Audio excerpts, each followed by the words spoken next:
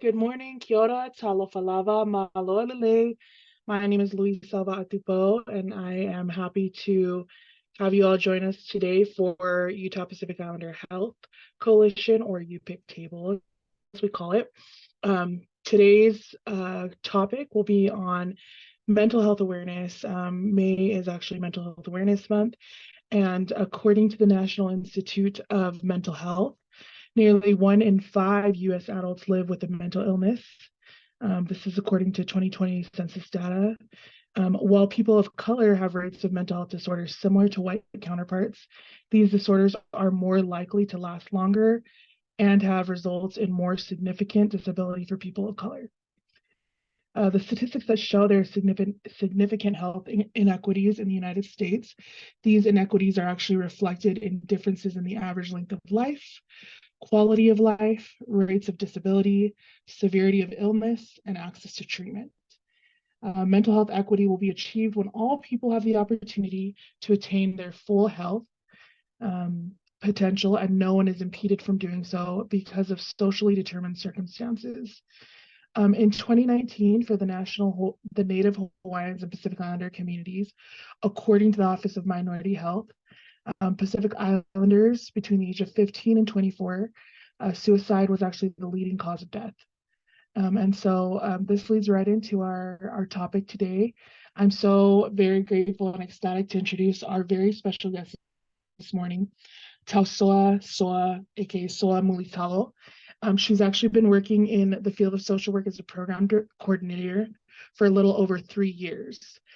She graduated from the University of Utah, go Utes, with her bachelor's degree in social work in 2020.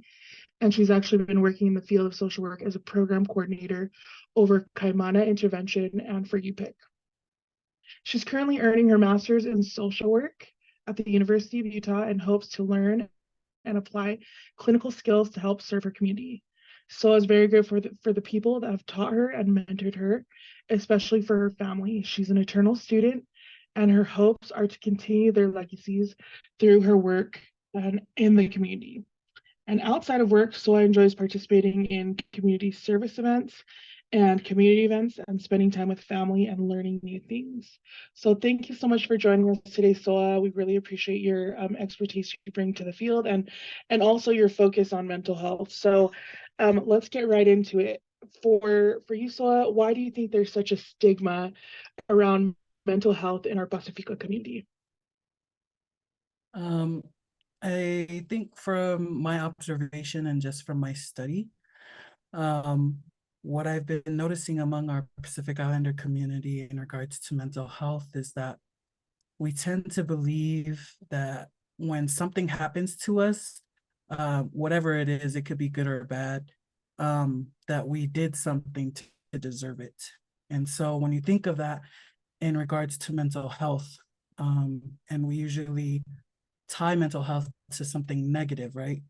So we think that, oh, I did something, or maybe they did something in order to deserve that mental illness, and we see it as a curse.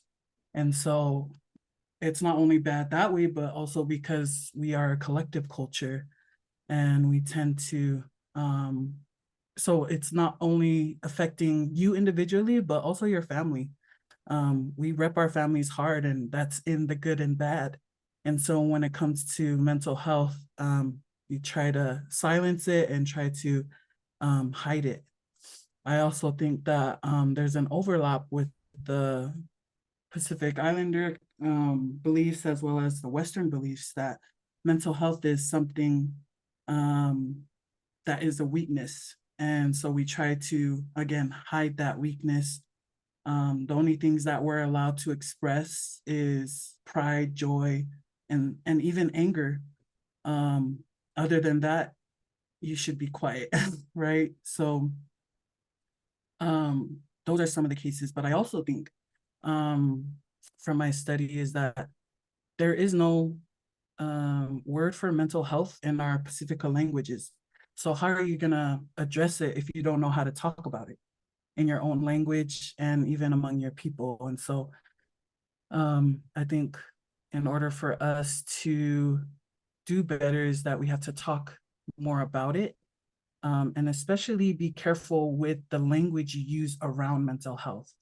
So for example, I know that um, although we don't have the language of mental health in our Pacific Islander languages, we tend to tie like behaviors or symptoms that stem from a mental illness to like being, the devil, that old devolo, she's possessed, um, or things like that. And so we need to be careful of what words we're using to describe and tie to mental health and mental illnesses and symptoms, but also create a vocabulary for us to use in that way. Wow, what a what a great response. So I think you touched on a lot of really, really powerful things that I would like to get a little bit more into. I like how you highlighted the difference in Pacifica culture versus Western thought, and the idea that mental health is something that's seen and portrayed as a weakness. I think that is hitting the nail right on the head. I think that oftentimes when we talk about mental health, like you said, there's a lot of superstition that exists around it in our cultures. I feel like you said that sometimes when people are acting out of character or something, that it can be equated to devil. I feel like I hear that so commonly. It's so common to hear it amongst our people and to hear the superstitions that tie into mental health, right? So I love how you said to create a vocabulary when we're speaking about mental health, in regards to generational differences, because I feel like nowadays it's becoming a little bit more easy to talk about it. I know, I like how you said, to break the stigma you have to talk about it, and I think that that's important to do. And I feel like this generation is coming around to talking more openly about it. And I feel like it empowers others to talk openly about it. But for those of us who may be struggling with maybe parents or aunts and uncles or grandmothers and grandfathers who are not understanding that, I'm struggling mentally, like how might we kind of open those doors up, because I feel like it's so difficult to be in our position, a younger generation, a little bit more woke. I will say woke, a little bit more informed, a little bit more open to things. I feel like when we are living here in the United States, we have parents that were born and raised in the islands, and we're just like, there's just such a clash sometimes. I feel like we're like, I can't do it mentally, like, you're lazy, go to work, like I feel like sometimes there's this idea of like, if you're not mentally strong, if you are having um, issues around mental health, if you are having, you know, things that you want to talk to with them, I feel like it's very difficult because we run into these generational differences that sometimes I just feel like are difficult both ways, right? I imagine it would be hard for our parents and our aunties and uncles and grandparents to understand something that they have never been able to also openly speak about to their own matua. You know what I mean? So I feel like it's hard for them to understand, and it's hard for us because we have lived an upbringing in the United States and in a different setting than them. So how would we create a like vocabulary to speak about mental health with them? How would you encourage that? Yeah, that is a loaded question, and something that I have been trying to work around, especially in the programs, right? Because again, like what you're saying and what we've been saying is mental health is a taboo topic. So how do you talk about that, especially if your parents or your grandparents are not hearing or understanding you? And like what you said is they're like, oh, back in my day, I had to climb the mountain and do this and that. And then look, you Right. here in America, you just, yeah, you're lazy, you're not, and it feels like you're talking to a wall. So I think one thing important is to, for our younger generation that is a little bit more woke, is to use simple and concise language, like in expressing yourself. Um, because I think we tend to use, again, mental health, I'm depressed, anxious. They don't know those words. Yeah. So describe it to them. So maybe saying, I've been feeling sad or overwhelmed or um, for a long period of time, and it's been affecting me this way, or like I haven't been able to do my schoolwork, or just not feeling myself. Can you help me, or can you find someone that can help me?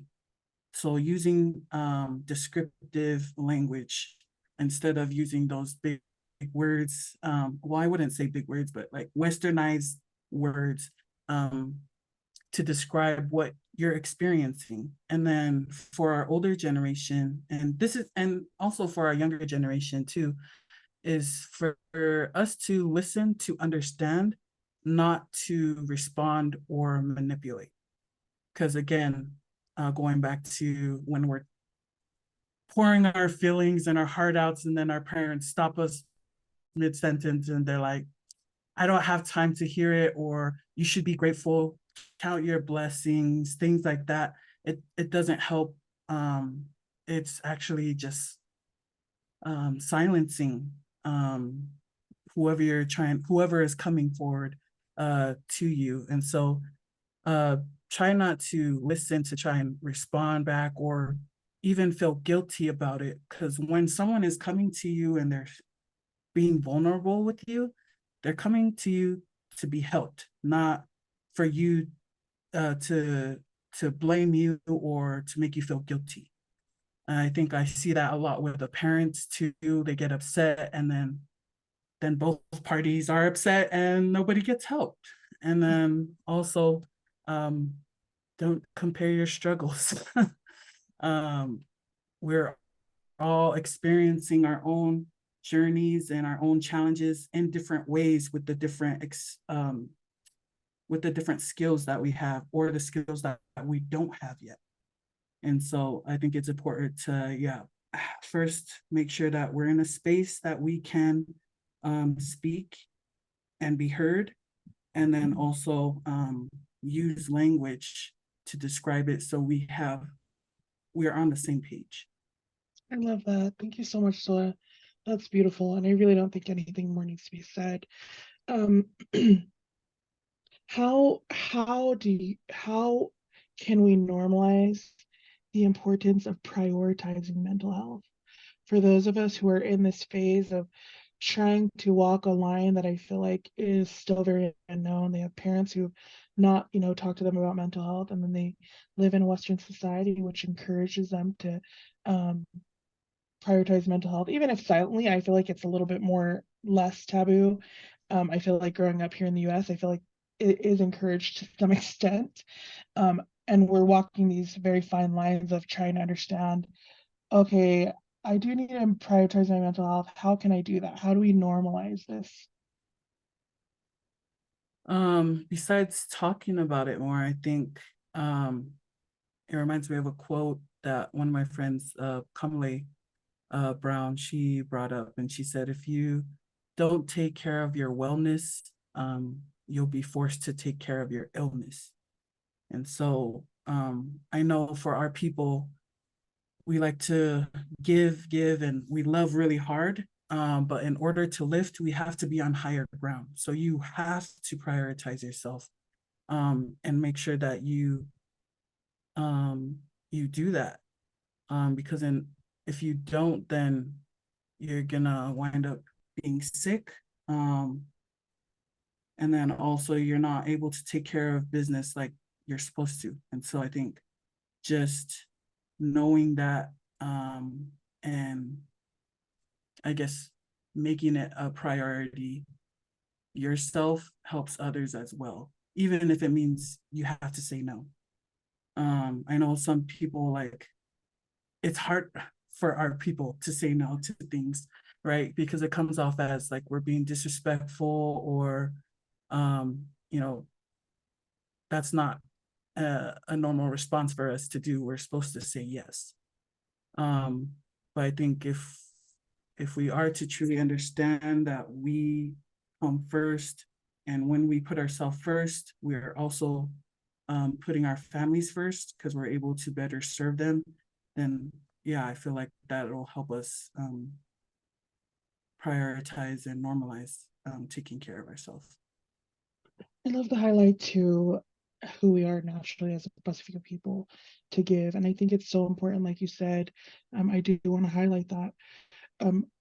You have to take care of yourself so that you can better serve. And I feel like when we reframe the thought of saying no to prioritize our mental health so that we can better give, we can better serve, I feel like it comes off in an easier light for people to maybe encourage them to say no when they're overextended and don't have the capacity to take on things that will jeopardize their mental health. I think that's such a beautiful thing to reframe it, because I feel like it is the same, you're asked to do something, and culturally the answer should be yes. I feel like even thinking about it, it's disrespectful. I feel like because we're raised that way and we're brought up that way to always be giving and giving and giving. But I think it's so important what you said is when we reframe it and we say, prioritize your mental health so that you can give and you can serve your family more. I feel like it makes it like makes more sense for us, and I think would encourage people to really take a step back and say, do I have the mental capacity to do these kind of things that are being asked of me? And if the answer is no, um, because I feel like it's hard for us to think of ourselves, right? It's hard Mhm. to be like, I don't want to say an I, or I don't want to focus on me because that's selfish and it comes off as ungrateful in our culture. And I feel like just seeing it in that way so that you could be better utilized to serve when you have your mental faculties about you, I feel like is more powerful and will encourage that. So I love that highlight. Um, this year's mental health theme, so each year there's a different theme that's tied to the mental health month of May. And this year's theme is more than enough. Why might this be important for our Pacifica community to understand this theme? Yeah, I think you're headed that direction already with, with our questions and saying no, because again, we tend to give, give until there's no more, or we overgive. And so, and sometimes well, actually, most times it's at our own expense. And so, on the other tail end, so when we can't show up or show out for whatever it is, whether it be weddings or funerals or whatever functions that are happening, we feel less or shame about it. And then we try to overcompensate later. So for example, like taking out a loan, or showing up even though we are exhausted and depleted. And again, you're if you're always running on E, um, you're gonna give out at some point. And so it's important for us to remember that we are enough and we're doing enough, and to be kind to yourself. I love that. Thank you so much, Soa. And I would wholeheartedly agree. Um, I love that. I love the topic of, or the conversation of, which we won't explore more into, but I feel like it's important to state it, is the overcompensation factor is sometimes I feel like what drives our mental health right into the ground. I feel like when you're not taking care of yourself and then you're like, dang, I miss these family events. Next event, I need to bring 10 pigs. Like Mhm. I feel like it's just an example, but I feel like this is actually very real. Like the loans, the overextending ourselves, the trying to overcompensate for maybe missing functions. I feel like that's a very, very real stress. And I think that's important to understand that we are more than enough individually on our own, um, in our experiences. I feel like that's important to understand. In your experience, what are some ways that we can be supportive to family members and friends who are struggling with mental health? Um, besides listening, I think also admitting, when you are not able to help, Because I've had instances in my own life too when I wasn't equipped with the right skills to help someone in need, right? Because again, we are our Pacific Islander community tends to be people pleasers, and we always want to help and give. Um, but sometimes what we have to offer is not enough. And so being able to admit that, and also to just give it to someone that does have the capacity to do that, I think that helps. And I think that rolls right into our next question, which I felt like was really important for this topic today, is why do you feel like it's important to see a professional when you're experiencing struggles with mental health versus your longtime best friend? Like, why do you think it's important to see professionals who are equipped with the skill sets and the capacity to assist you? Yes, because long-term best friend is also going through it too. Some Dang it, people don't bestie. think that. We are all going through something. That part. So I think it's important to note that, and notice that, you know, sometimes what you come with, the energy you come with, is not helping that other person either. And I know you're the one that needs help. And so it's important for you to understand that those that are connected around you are might also be experiencing that. And so it'd be more helpful for you to see a professional. But also, I think what we don't realize is that whatever we are sharing with them, we tend to soak it in. So the receiver of the trauma or whatever experience that you're telling, that other person, long-term best friend, is also going to feel it and experience it with you. And so just like secondhand smoke, um, there is secondary trauma.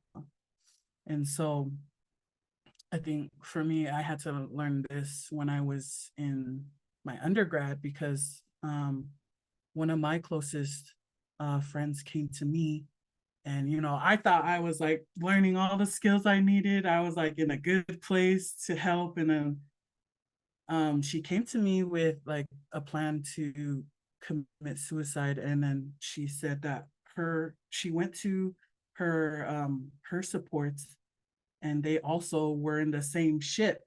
And so I was scrambling, and then it came down to the point where I was bawling and crying and just asking her to stay for me.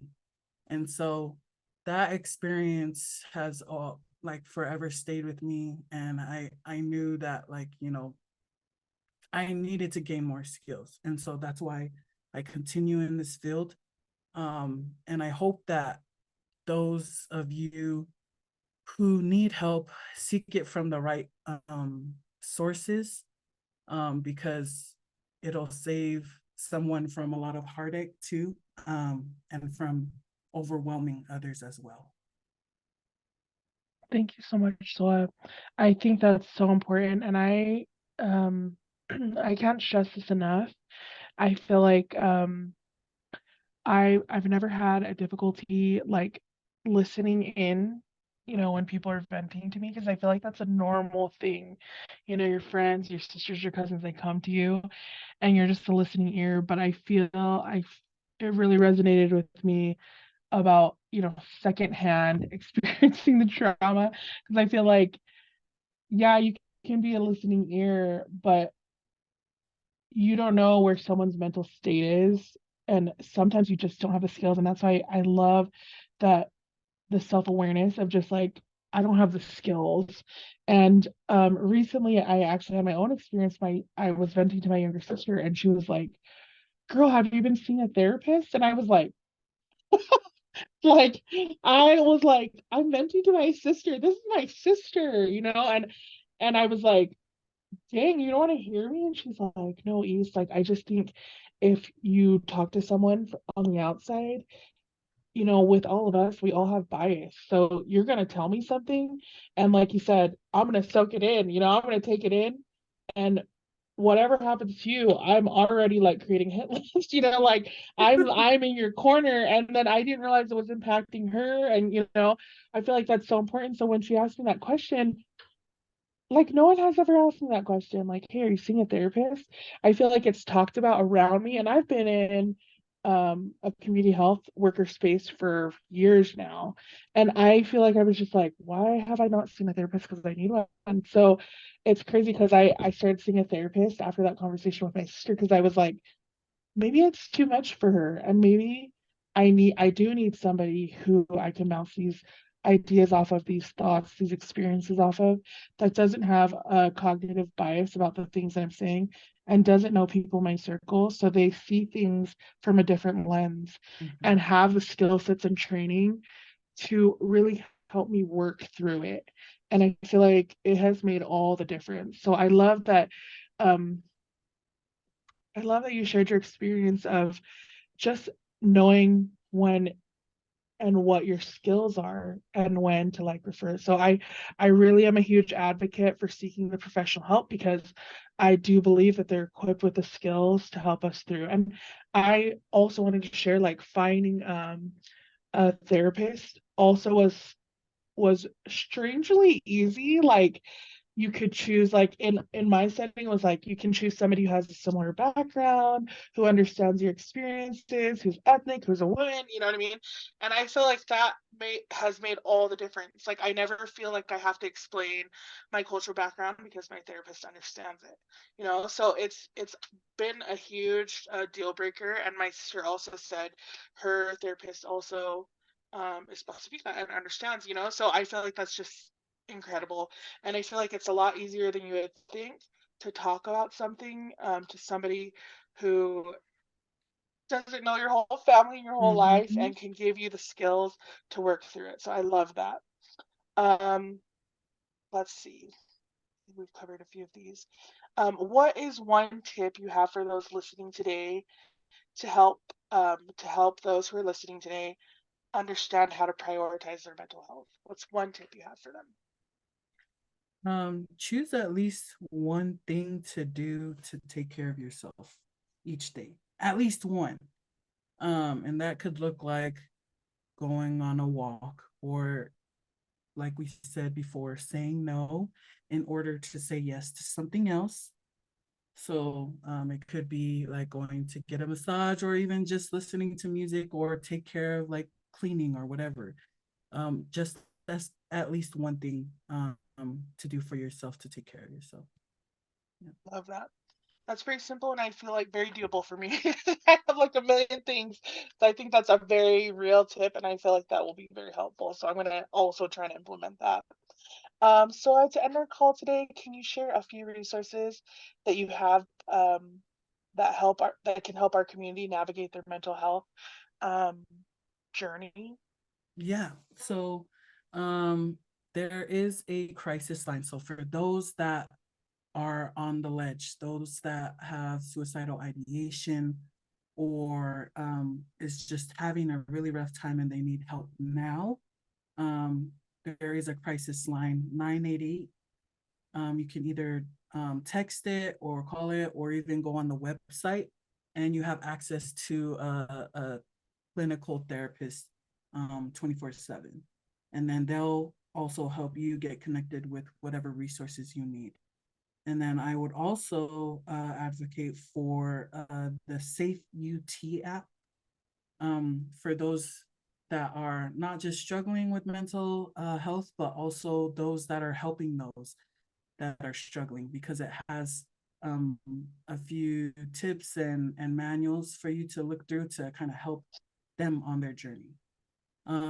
We also have the question, persuade, and refer, the QPR training that anyone, I would say, sorry, adults, and then I believe there's youth groups as well. That's to help regular schmegular people learn how to ask questions, um, and be able to help that person, again, off the ledge and get to the right resources they need. So it helps you to learn how to have that conversation, that hard conversation, for those that have suicidal ideation.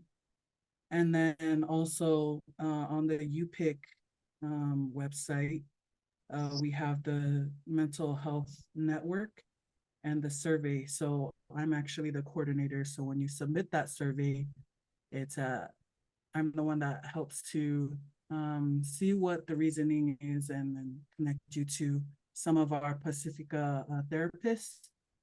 We also have vouchers for those that, because therapy is expensive. And so for those that don't have insurance, we have a few vouchers temporarily to help you get seen by a therapist, whether it's in our network or outside of it. So those are a few of the resources that So, thank you so much for those. Those were super, super great resources, and we'll make sure that we link those too on our UPIC page. So I wanted to say thank you, Luisa Tausoa, for joining us today and for just the eye-opening experiences that you've shared here today and the tips and the things that your skill set and your knowledge to serve our Pacifican community. We're so very grateful. Thank you for joining us. We really, really appreciate it. Thank you, Isa. I love this Thank space. you. Aloha too.